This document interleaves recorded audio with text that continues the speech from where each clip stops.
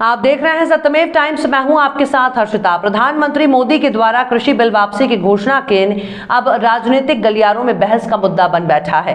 केंद्र सरकार के अगुआ पीएम मोदी के इस ऐलान पर नेताओं की प्रतिक्रियाएं आनी शुरू हो गई हैं। इसी कड़ी में संत कबीरनगर जिले के वरिष्ठ समाजवादी पार्टी नेता केडी यादव ने पीएम मोदी के इस ऐलान पर चुटकी लेते हुए कहा कि पिछले चुनावों में अपनी खिसकती जमीन देख रही भाजपा को जब ये लगा कि वो यूपी के सत्ता सुख से दूर हो रही है, तब उसने अपने गलत फैसले को स्वीकार कर लिया। कृषि बिल को वापस लिया जाना भारतीय जनता पार्टी के हताशा और जनता में किए गए वादों को पूरा न करने की बात को प्रश्न करता है। समाजवादी पार्टी के वरिष्ठ नेता केडी यादव ने इसे किसानों की जीत बताया। उन्होंने कहा कि भारतीय जनता पार्टी सरकार की कोई भी योजना गरीबों और किसानों के लिए नहीं था, वो केवल पूंजीपतियों को लाभ पहुंचाने का काम करती चली आ रही है। पूंजीपतियों के इशारे पर किसानों को पूर्ण रूप से गुलाम बनाने के लिए भाजपा ने कृषि कानून लाया था, जो एक काले कानून से कम नहीं था। इस कानून का विरोध जब किसानों ने शुरू किया तो लोगों ने उन्हें पाकिस्तानी और तमाम तरह के आरोप लगाकर मनमानी करनी चाहिए, लेकिन जनता ने किसानों पर विश्वास बनाए रखा है और राकेश सिंह टिकैत के नेतृत्व में वृहद आंदोलन चला, जिसमें 800 किसान लगभग शहीद हो गए। लेकिन जीत हमेशा सत्य की ही होती है। भाजपा ने जब देखा कि सत्ता से बेदखल होने का समय आ गया है, तो उसने एक नया चाल चला है। सपा नेता केडी यादव ने कहा कि भाजपा के छल प्रपंच और महंगाई के चलते जनता सड़क पर आ गई है। गाजीपुर से लेकर लखनऊ तक की रथ यात्रा में जो ऐतिहासिक प्रतिभाग किया है, उसे देखकर भाजपा को लगने लगा है कि अब वो झूठ बोलकर सत्ता में नहीं रह सकती। उन्होंने काले कानून की वापसी की, कृषि बिल वापसी की मांग पर अड़े रहने वाले किसानों और पार्टी की लड़ाई को भाजपा के अधर्म पर धर्म की जीत बताते हुए कहा कि आने वाले समय में भारतीय जनता पार्टी को प्रदेश की जनता सत्ता से बेदखल करके चौमुखी की विकास करने वाले अखिलेश यादव को प्रदेश का मुख्यमंत्री बनाएगी। आज विपक्ष हमेशा एक सिक्के के दो पहलू, सत्ता में अगर हम गलत काम करते हैं तो विपक्ष उसको चेताने का काम करता है।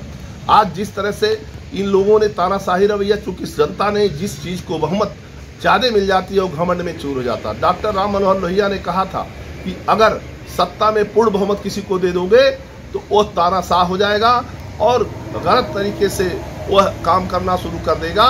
तो आज उसका उदाहरण सही निकला कि आज मोदी जी और योगी जी को पूर्ण बहुमत से सरकार देने का मतलब हो गया कि ये किसी विपक्ष और जनता का काम ये न सुनते हैं न करते हैं, और इसी नाते आज जनता को बहुत ही कष्ट झेलने का काम हो रहा है। अब मैं यही कहना चाहता हूँ कि तीनों जो विपक्ष जो भी पार्टियां आज आंदोलन या जो चीज़ कर रहने जा रहे हैं, प्रेस कॉन्फ्रेंस या इसका जो बात करने जा रही हैं, आज करना भी चाहिए। आज जिस तरह से हमारे इस देश की जो अर्थव्यवस्था इन्होंने चौपट कर दिया, जो इन्होंने अपने मित्र साथी जो अडानी अंबानी और जितने भी व्यापारी हमारे देश का धन और पैसा लेकर के विदेश में भाग गए, आप लोग जानते भी होंगे इसमें सबसे ज़्यादा संख्या गुजरातियों की थी।